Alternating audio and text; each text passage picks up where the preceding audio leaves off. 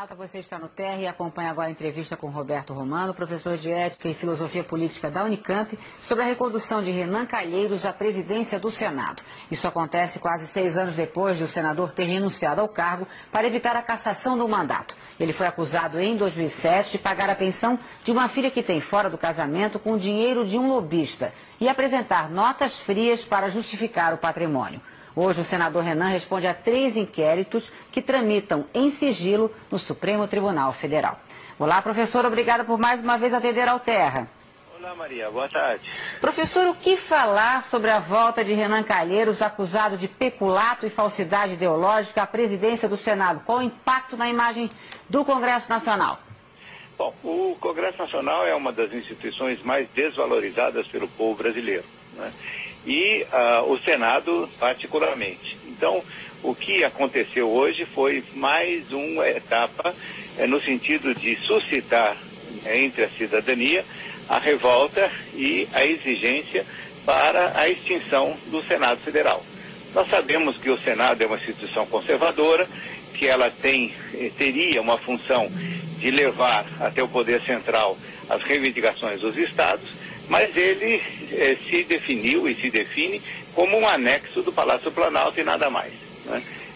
Não adianta o senador Renan Calheiros falar no seu discurso de posse que ele vai tornar o Congresso independente do Executivo, mesmo porque ele cometeu uma falha de subconsciente, né?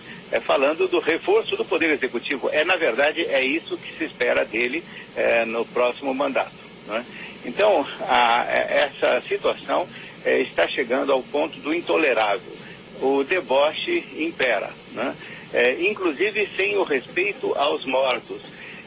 Como ousa Renan Calheiros evocar, né, Graciliano Ramos para a sua profissão de fé, não é, como presidente do Senado, né? Professor, pois não. Se o voto não fosse secreto, o senhor acredita que o resultado poderia ser diferente? Porque a gente tem uma vitória avassaladora, 56-18, os votos que teve o senador Pedro Táxi, levantando inclusive a suspeita de tucanos terem votado secretamente em Renan Calheiros.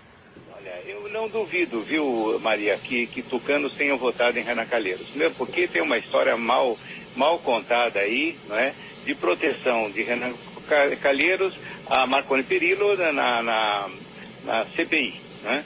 Então, aí, efetivamente, agora, eu acho que a sua pergunta só poderia ser respondida do seguinte modo: é imperativo que em matérias que não sejam de segurança nacional, todo o Congresso vote de forma aberta para que o povo saiba o que eles estão fazendo.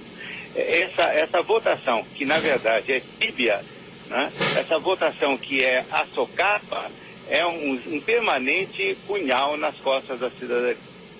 Não houve uma campanha nem a oficialização da candidatura. Ela só aconteceu na véspera da eleição. Isso mostra que a base aliada lança quem quiser em nome da proporcionalidade, mas sob algum constrangimento, professor?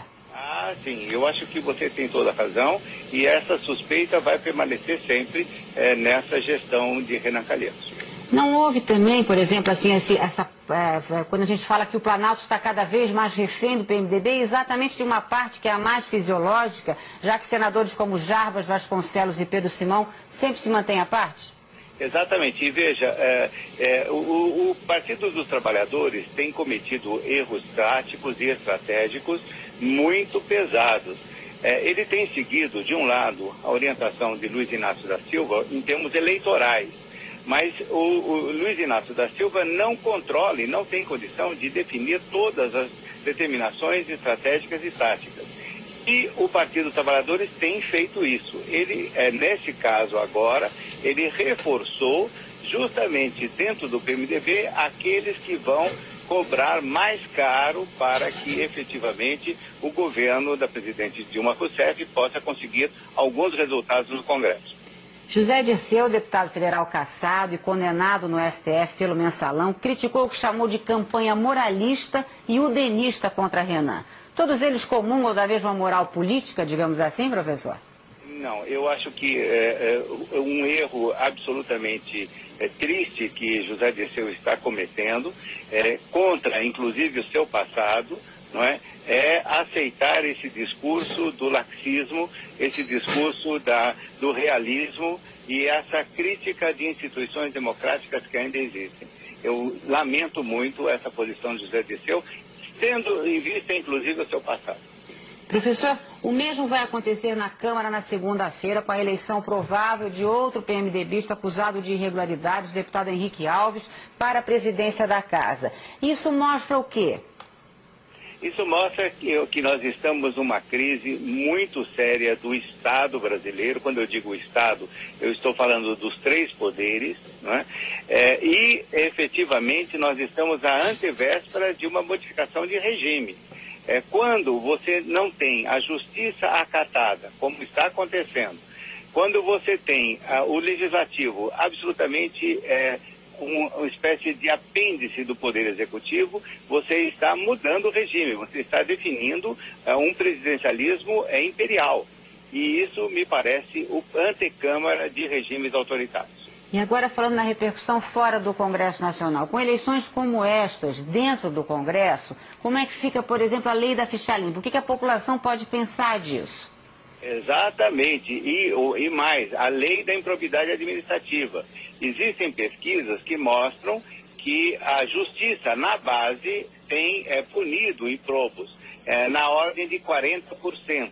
É pouco, perto dos 100% que deveriam ser punidos. Mas um ato como esse é um golpe nessa ação da justiça. Além disso, nós nos perguntamos sobre a legitimidade desse Congresso e desse Senado, né? Quando você não tem instituições legítimas, tanto na origem quanto no exercício, você tem um atentado à democracia. É bom lembrar o artigo 37 da Constituição, né? Que diz que todos os cargos do poder de Estado deverão ser exercidos dentro da moralidade. Quando alguém diz que é falsa moralidade, está cometendo um ataque à Constituição. Voltando ao senador Renan, que foi reeleito em 2010 para cumprir o terceiro mandato. Ele usa como respaldo, professor, para se sentir confortável em voltar à presidência do Senado, o povo que o elegeu. Ele tem alguma razão? Infelizmente, dada essa política que vem de longa data de supercentralização das políticas públicas no Executivo Federal e a superconcentração também dos impostos, só consegue alguma coisa para a região aquele parlamentar que dobra os joelhos para o Executivo, né? E se vende para o Executivo. Então, isso repercute na cidadania local. O cidadão vota naquele indivíduo político que traz verbas e que traz obras para a região, né? E aí nós temos essa cumplicidade muito ruim entre aqueles que votam por falta de melhor, né? E aqueles que usam o papel de intermediário com o Poder Executivo para conseguir, então, a sua popularidade e a sua reeleição. O senador Pedro Tax, que fez aí a candidatura de oposição ao senador Renan Calheiros, ele deixou esse espetáculo mais palatável? Olha, ele mostrou que existe dentro do Senado Nacional alguma hombridade e algum respeito ao mandato, né? Assim, nós temos também Cristóvão Buarque, nós temos Jarbas Vasconcelos e temos outros, né? Mas veja, é uma minoria, e uma minoria que se torna impotente. E agora, o papel do PSDB é de lamentar que desde o começo ele assumiu uma atitude absolutamente ambígua. Como sempre se diz, né, a população diz, ele sempre permaneceu sobre o muro. Para a gente encerrar a nossa conversa, qual o impacto de tudo que aconteceu nesta sexta-feira na democracia brasileira? É um perigo muito grande, é uma tentativa. Veja, no próprio Jornal do Terra você tem vários comentários de espectadores pedindo a volta do regime autoritário militar. Quando a democracia opera nesse sentido contrário à ética, ela está suscitando, não é, as possibilidades de um retorno ao regime de força. Então, é preciso que nós lutemos para que a democracia não vá nessa deriva da corrupção que leva necessariamente ao regime de força.